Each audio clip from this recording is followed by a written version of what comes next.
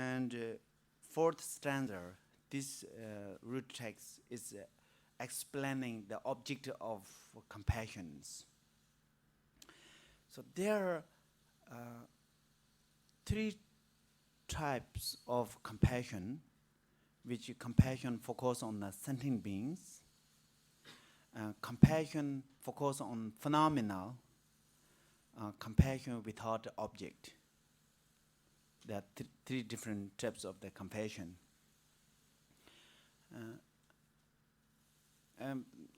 When we study Madhyamaka, we actually study on these three compassion quite a lot, again and again. Looks like it's a symbol, right? It's just a symbol, but we study a lot on these three different types of compassion. Who has this compassion? What's different between this compassion, and what's different? The object of these three compassions, all those things we do study. That actually helps us to understand the whole this Madhyamaka's practice, Madhyamaka's theory, Madhyamaka avatar's theory. And so here we cannot go like in an institute where we are in Buddhist institute. We study this text for whole year. And we are covering the whole year's subject within 4 days. 4 days, and but here, this is interesting that it's talking about the object of the book, compassion, three compassion. Like first three, being think I at first and clinging to self. They think of mind and are attached to things. They thus turn helplessly as buckets on a water well, and to compassion for such being I bow down. This stanza is explaining the compassion which focus on sentient beings. Focus on the sentient beings which and free from, focus on the sentient beings, and also seeing the sentient beings suffer with the suffering of the suffering and the suffering of the changes. And then fourth stanza, being are like the moon in the rippling water, fateful, flatting, and until this, it's actually explaining of the object of the compassion of which focus on the phenomena.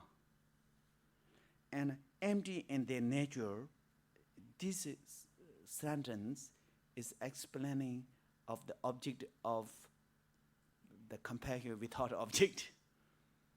It looks like contradictory, isn't it? This explaining object of compassion without having object. So I'm going to talk about this a little bit more. The first one is really obviously very easier.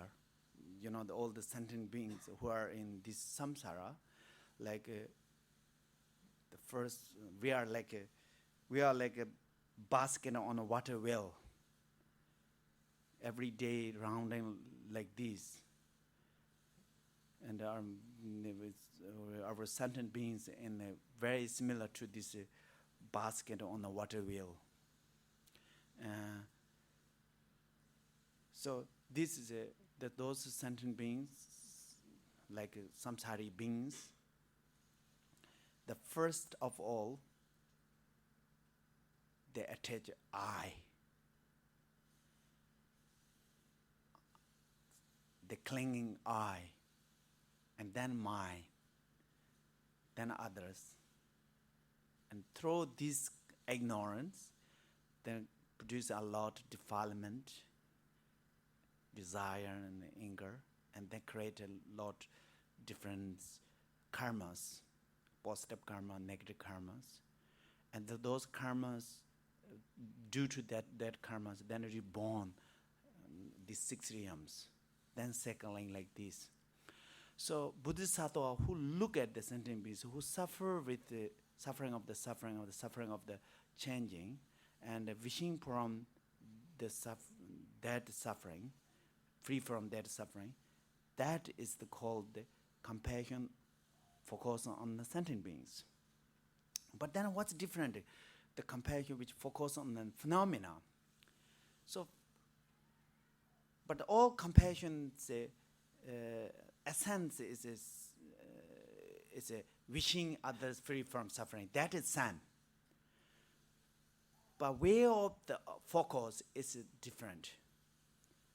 For example, like compassion which focus on the phenomena, that means actually this compassion, object of compassion, is also sentient beings. Also sentient beings. But how they focus is our life, the samsara life, it's just like moon and a rippling water, fatful, floating. So actually our life is changing each and every moment. It's just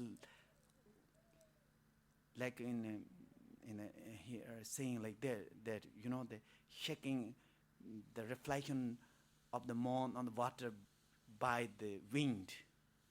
When we look at they are shaking, and in each and every moment is this kind of a changing of the reflection moon on the water, right? It's the same thing. Bodhisattva look at us and seeing like that. Our life is like that, but we are not seeing like that way. We are clinging or attaching opposite of that way. But Bodhisattva seeing like that way. Then that's why Bodhisattva focus on us and knowing we are impermanent at that, like that, and then wishing us free from pervading suffering. That is called pervading suffering. Changing, anything has changed, actually has already suffered. If anything has, and anything is impermanent, that means it's already have a suffer. But most of our beings, we can't realize the tiny suffers, because our other suffer is so strong. So in Vasubindhu, he gave a really beautiful metaphor or beautiful example. What he said that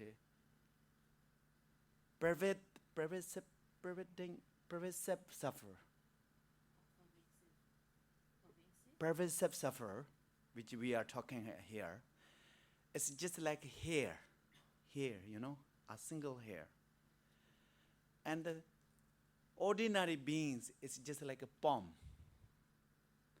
And Arya beings are just like eyes. So if you put your hair on the palm, you can't feel it. One hair. If you put your single hair on the eyes, you can really feel it strongly. We are like a palm. We can't see the pervasive suffer as a palm couldn't feel a single hair. Bodhisattva who's seeing the reality, and that is like they're seeing the pervasive which we have suffer. It's tremendous suffer.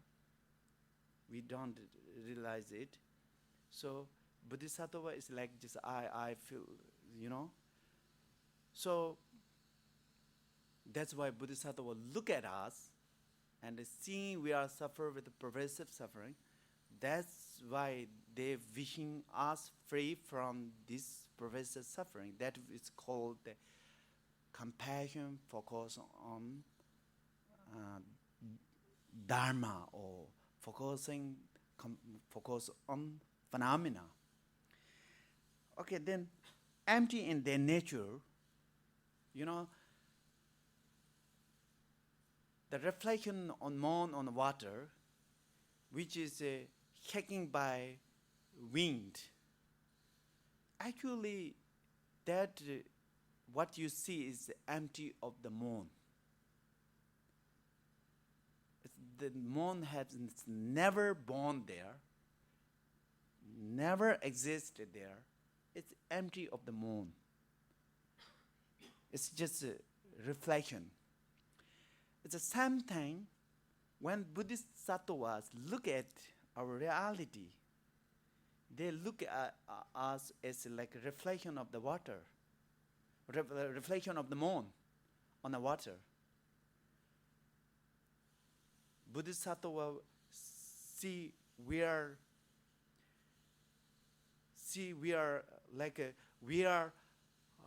so hungry for water, which we are seeing the mirage as water. We saw the mirage as water, and we are, having competition to get that water. Buddhist sattva, if someone see that is a mirage, there's no water at all, how that feel us? Because we not realizing the mirage is not water, but still we are having competition, fighting who will go first. Having competition for mirage is water. And when Bodhisattva saw how our situation, at the same time, when Bodhisattva look at us, our life is like that. For example, in a small kid, they are terrified with seeing rope as snake. They are terrified and they cannot stand in the room if someone who loves the kids seeing this is rope, it's not snake. The Bodhisattva how feel them? The mother how feel their kids? They really want to show it is not snake. It's just empty of the snake. It's the same thing. Bodhisattva look at us.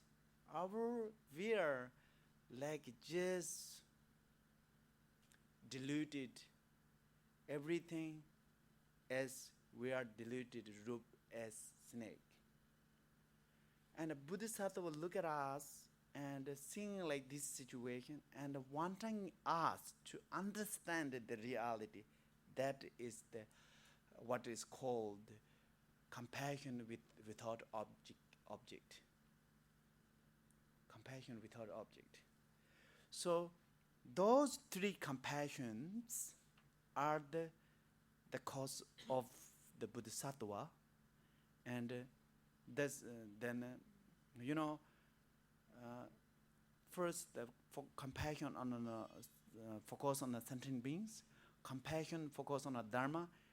We can have those compassion, and also we can have compassion of without object, like conceptual thoughts, with a conceptual thought, understanding way. But if we really need real, genuine compassion without object, then we need to achieve the first Burma first. Until reach the first Burma, we can't have the genuine compassion without object one. But we have chance to obtain that compassion. We have fully potential to obtain that compassion. And then I noticed that I want to clarify here, like a Bodhisattva and a Bodhicitta. I mentioned a lot. Bodhisattva means as a person, Arhat means as a person. And Patyaka Buddha means as a person. Buddha means as appearing a person. Person. When we talking about bodhicitta or compassion, loving kindness, when we're talking about those are more like a mental quality, mental attitude. Those are more quality of the persons. And here,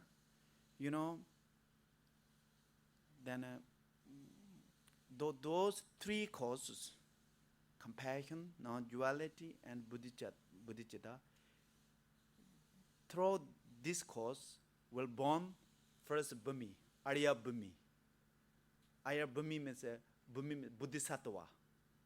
Okay? So I also, I think I want to, maybe some of you already know that, but some of you are probably new. And because of that, it's better to talk about these Bhumis, Bodhisattva stages. Bodhisattva, generally Bodhisattva means is not yet reach Buddhahood. Bodhisattva means still on path to Buddha. Those Bodhisattva has two different types. Ordinary Bodhisattva, a noble Bodhisattva. Ordinary Bodhisattva, we are ordinary Bodhisattva. We don't have to disencourage us. As long as we generate bodhicitta, as long as you take a vow of the Bodhisattva, we are, we are progeny are Bodhisattva. If the Shantideva was not lying, so I'm not lying. So now Shantideva himself said that having generated this wishing bodhicitta and application bodhicitta, or bodhicitta, basically bodhicitta, and you are the offspring of the Buddha, offspring of the conqueror. That means if any one of us have opportunity to take bodhisattva vow, that means we are bodhisattva. Our life is already actually meaningful. Since beginningless until now, probably we have never got chance like that. We have to have a confidence on it. We have to know how happy we are, on this sense. We are already kind of bodhisattva. Here, today, here when we're talking about the cause of the bodhisattva and the result of the bodhisattva, this bodhisattva is a little different what we're talking about just now. This bodhisattva, when the three causes which we mentioned, we discussed earlier, can be cause of the bodhisattva means the Arya Bodhisattva, noble bodhisattva. So, okay, before I mix up all these times, I want to clarify. Ordinary bodhisattva and Arya Bodhisattva, you shouldn't. Bodhisattva doesn't mean only noble bodhisattva. Bodhisattva can have ox bodhisattva, rabbit bodhisattva, horse bodhisattva, dogs bodhisattva, humans bodhisattva. Bodhisattva can have every sentient beings, And you look at the Buddha's previous, Buddha's history, previous history. Many bodhisattvas were born like a rabbit, born with a tiger, born with many different types in order to. So bodhisattva has those can be Arya Bodhisattva can form like a donkey for play, for help us. But right now, what we are talking about is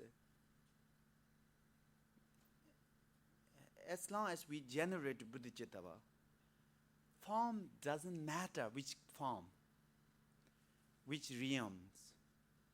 We are already object to respect by the India god and Burmese. that we are already. That is the ordinary Bodhisattva. Ordinary Bodhisattva, and then noble Bodhisattva. There are 10 stages, 10 bhumis. That's we are going to talk in a little bit later. 10 bhumis. Those stage is not like a stage case. The stage means is a meditation's level, realization's level, abandonment is level. For sake of the conversation, we have to put in the stage or bhumi, something like that. Then the ordinary Bodhisattva, there are 2 levels: application Bodhisattva, accumulation Bodhisattva, application Bodhisattva. So, until you have some really experience on emptiness through meditation, since you generated bodhicitta, you are on accumulation path. Once you have a really strong experience on emptiness through the meditation, but still not yet to seeing the ultimate truth directly, then that means you are application bodhisattva path. Once you see ultimate truth or dhamma dhatu with a direct cognition, direct perceived, that means you are reaching the same path, which means you are reaching the first noble bhumi.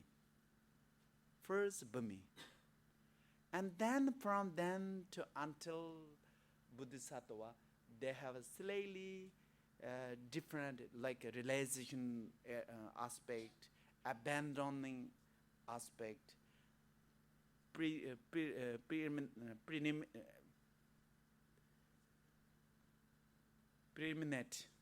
or the focus of practice. Practice is different. That's if we have a time, we will discuss later. Because here, for sake of not confused, I just want to talk about this. And then here,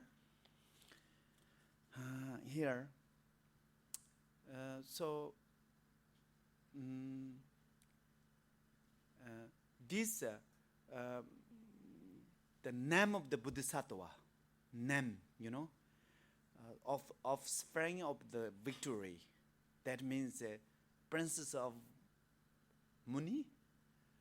Princess or princess of Muni means Buddha. This is a name.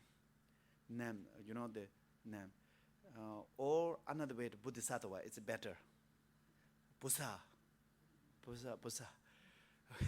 We can get the name of Pusa 2 different types. One is, as I mentioned, as long as you, having generated bodhicitta, at the same time you will you are bodhisattva. That is get the name of the bodhisattva through the relative bodhicitta. Here, in practice these 3 cause of the bodhisattva, and for few aeons, and then obtaining this first bhumi stage, at the same time you will get also the name of the bodhisattva, which means is getting through the ultimate bodhicitta. So, as I mentioned, this homage part of this treatise is talking about this ordinary Burmese part of the Mahayana. So then, since then, it's talking about the first Burmese stage. And that this practice those 3 bodhisattva course, then obtained the first Burmese. It's sometimes if we talk about this duration which need to be accumulation of merit, many of us disencourage. But actually, so duration is just mind. That we have to think.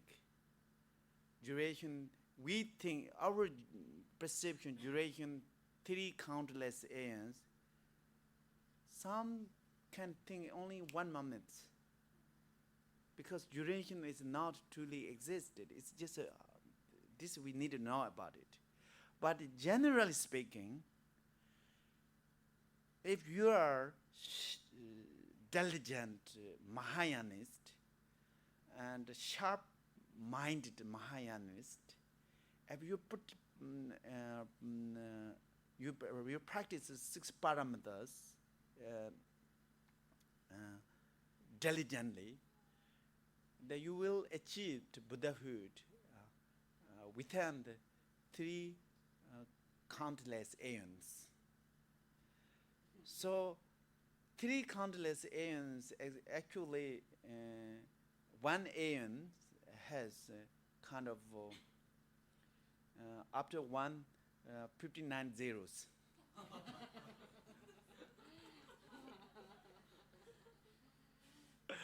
So 59 zeros, but anyway, generally speaking, if you practice 6 parameters diligently, after 1 aeon, you will achieve the first bhumi. And then, if you practice again another countless aeons, countless, it's just a name, but not, it can't count still.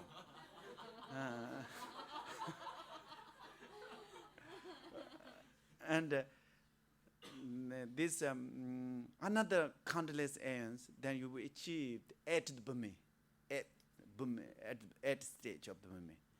And then furthermore, another countless aeons, if you practice 6 parameters for countless aeons, then you achieve the Buddhahood. So 3 aeons like that. That's the generally speaking. But as I mentioned, you can accumulate merit like 100 karmas merit within the 1 moment. So then how can you make shortcut? It depends on your attitude, your wisdom, and like that. You don't have to be disencouraged like that, So I will give you, this is also based on, I'm telling you, based on Buddha's teaching. You must have heard about one of the Buddha's previous life who killed another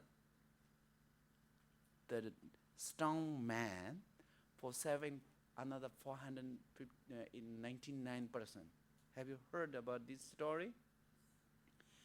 Yeah, Buddha was in a Bodhisattva time and went to with 500 crew members for the ocean to collect jewels. When returned back, one of them wanted to kill others for keep the jewels for themselves. And once he know it, he doesn't care his life. Dapen Hinjichim was a great compassionate leader. He think, okay, how can I solve the problem? If the person he killed, the 499 person, he will definitely go hell. And also the 400 persons life lost. And how can I keep the 499 persons alive? And also he don't need to go to hill realms. So the best way is I kill him. Probably I will have to go hill. Doesn't matter. I have to help my friends. Have to save him for falling in the hell realm. Then he killed that person. But instead create bad karma. Actually, he accumulated 100 karmas merit. So you look at that situation. Merit, the kalpas, no need to disencourage.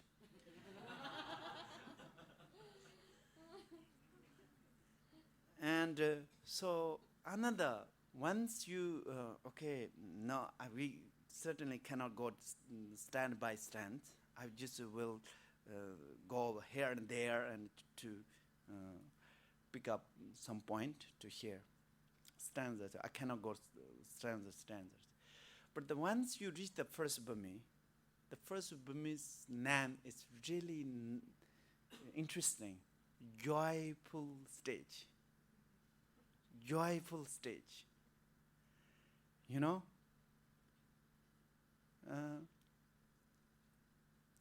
Because the first Burmese will feel the happiness which excitement or happiness or joy have never experienced before. It's just that first once he reached the first Burmese. You know, the once reached the first Burmese, that it's abandoned the samsari, like defilement, karmas, rebirth, and you know, the death and birth, all the sufferings. He relieved. We don't have to talk much. For example, like lifetime prisoner who are, you know, what called the American, they have a prisoner which is third, no security inside. What called this? And anyway, in the prison, lifetime, if the already judge decided you're putting in the lifetime in the prison and torture a lot, and immediately if he released from prison, how he be happier, how he will feel it. He will excitement, he will be fear. This is just on our, in just real life.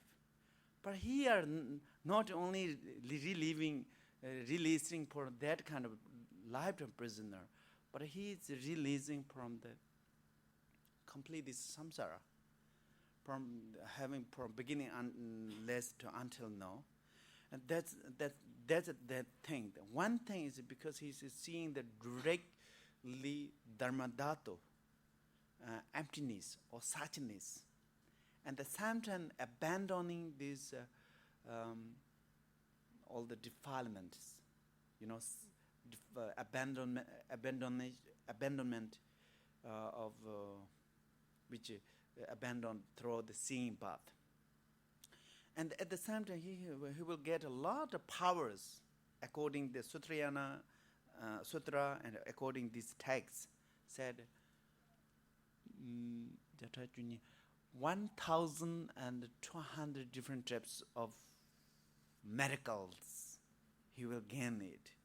But it's also really inconceivable for us because it's saying that at that moment when he achieved the first Burmese, a joyful ground, at that moment,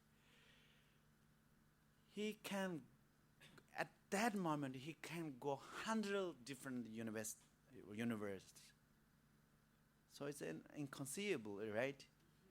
And offering to 100 different Buddhas, lesson from 100 different Buddhas, checking 100 different universe, and something like that. Then don't have to worry about that time milking milk from panther cow. So at that time, so you can even you can milk from the horn, not from breast. At that time, so you know, like that in the first Burmese you will reach like that stage, and then those first Burmese actually practice all 6 parameters: generosity, discipline, or moral conduct, and patient, diligent, concentration, and wisdom. But he focused more generous parameter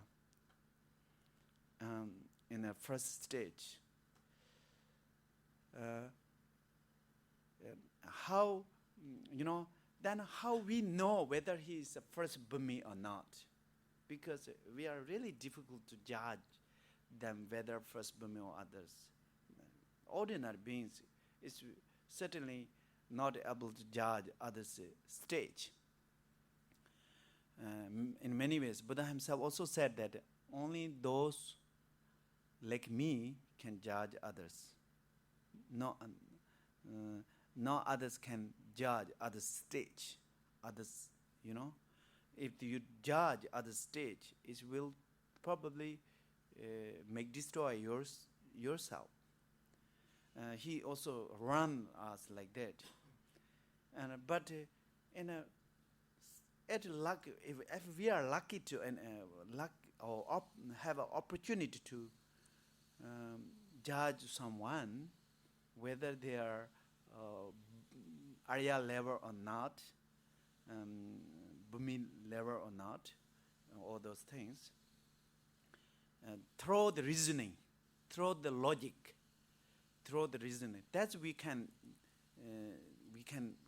judge. But also it can make mistake.